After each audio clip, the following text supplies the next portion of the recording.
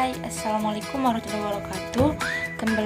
Kembali lagi di YouTube channel saya, Desi Haryanja.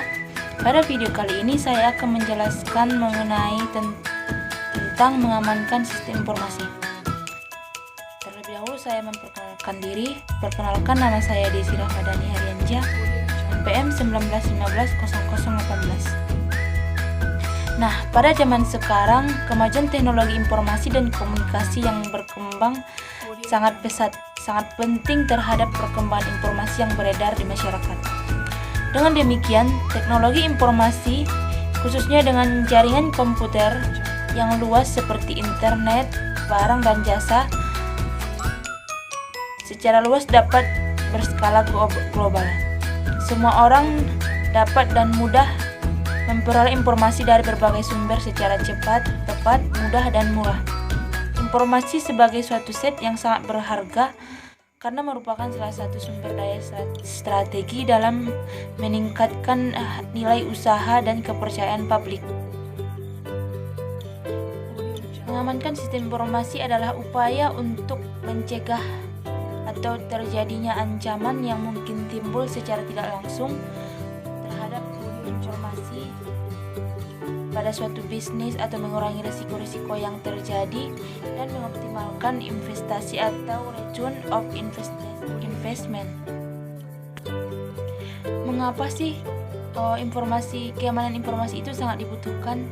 Ya, karena keamanan informasi itu penting untuk dilakukan keamanannya untuk mencegah ancaman atau hal-hal yang timbul secara tidak langsung tanpa dugaan kita.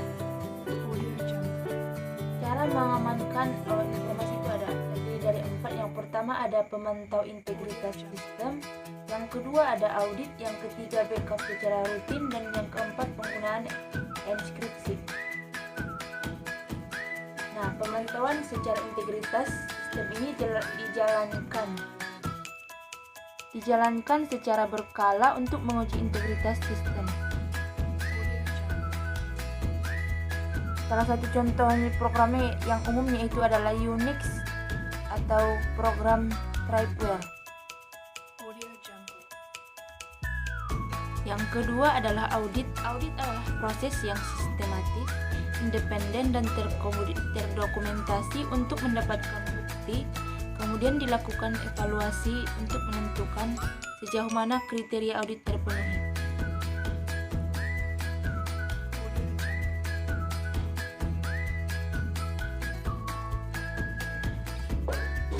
Yang ketiga adalah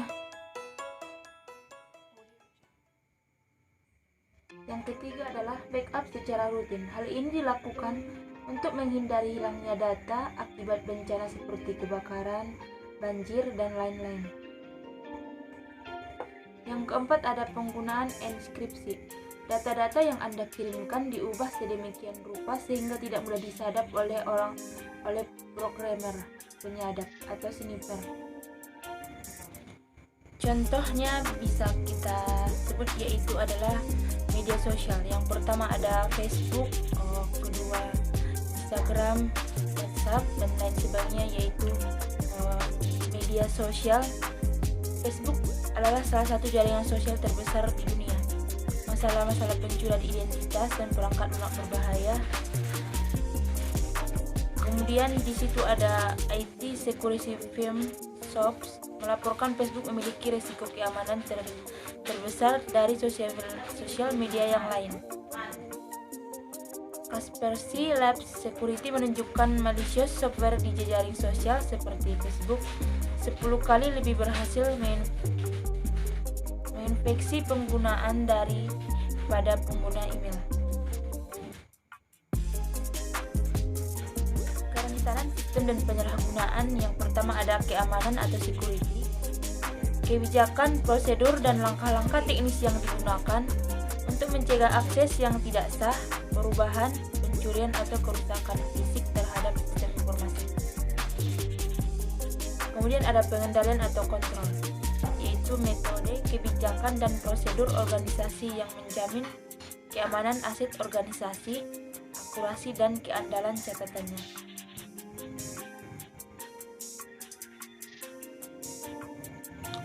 Kerentanan sistem dan penyalahgunaannya yaitu ada tantangan keamanan kontemporer dan kerentanan. Yang pertama ada klien atau user.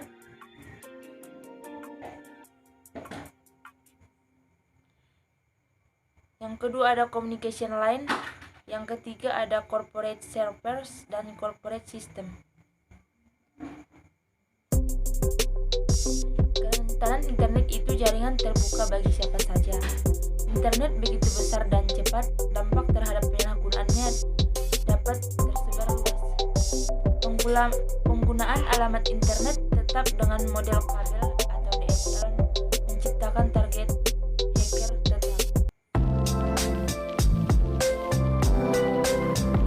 Kemudian ada tantangan keamanan WiFi.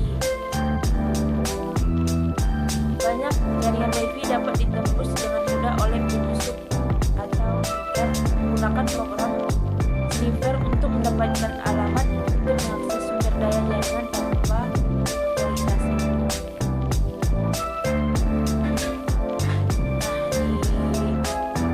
Salah satu perangkat sangat berbahaya pada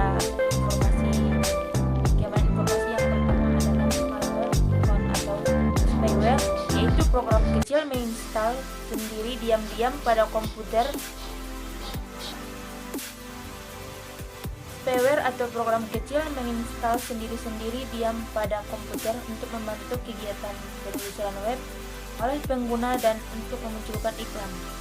Yang kedua ada keylogger, yaitu mencatat setiap tombol yang diketikkan pengguna pada keyboard untuk melakukan pencurian terhadap kata sandi atau no seri software. Kemudian ada akses rekening dan juga kartu kredit.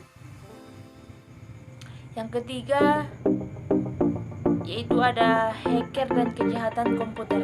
Di sini ada hacker versus crackers. Hacker adalah seorang yang ingin mendapatkan akses tidak sah ke sebuah sistem komputer. Sedangkan cracker yaitu istilah khusus yang digunakan untuk menunjukkan seorang hacker yang memiliki maksud kriminal. Yang keempat ada activities include. Kelima ada spoofing, yaitu menggunakan alamat email palsu untuk menyamar sebagai orang lain. Sniffer yaitu program pencuri informasi yang memantau informasi dalam sebuah jaringan.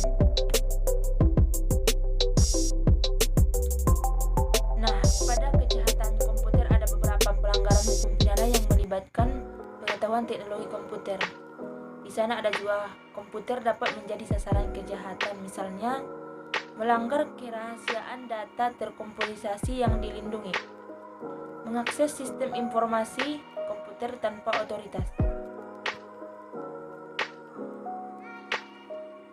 Hacker ini sangat banyak ya,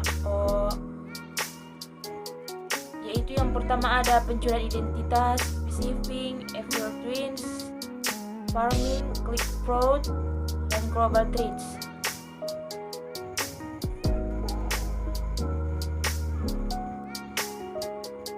Contoh yang paling mudah yaitu media sosial. Terkadang akun kita itu bisa dibajak orang lain. Itu karena kelalaian kita dalam membuat kata sandinya atau membuat privasi agar tidak mudah orang lain membajak akun kita. Kemudian lalai dalam menggunakan media sosial itu contohnya kita sembarangan seperti mengupload suatu ke media sosial, kemudian ada kata-kata atau tag yang kita buat pada media sosial, tapi orang lain memantaunya dan mengikuti setiap aktivitas dan kegiatan kita pada media sosial. Pada zaman sekarang ini informasi yaitu sangat cepat dan mudah bisa dipahami oleh seseorang. Nah, sekarang kita harus ekstra hati-hati dan lebih bijak dalam menggunakan internet.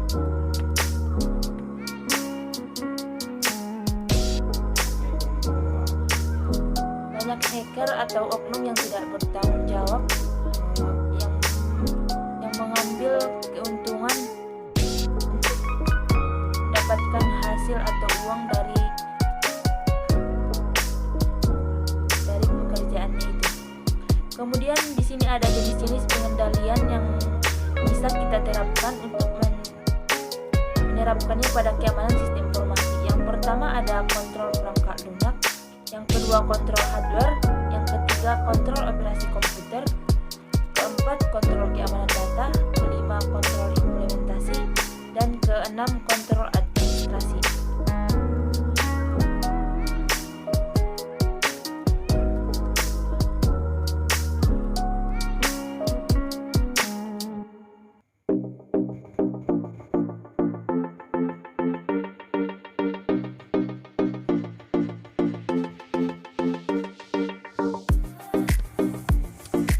Mungkin cukup sekian penjelasan saya pada kesempatan kali ini.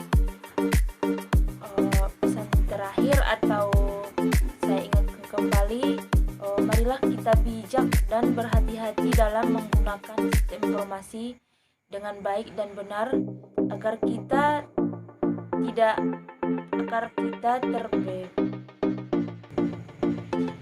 terhindar dari oknum atau hacker yang tidak bertanggung jawab.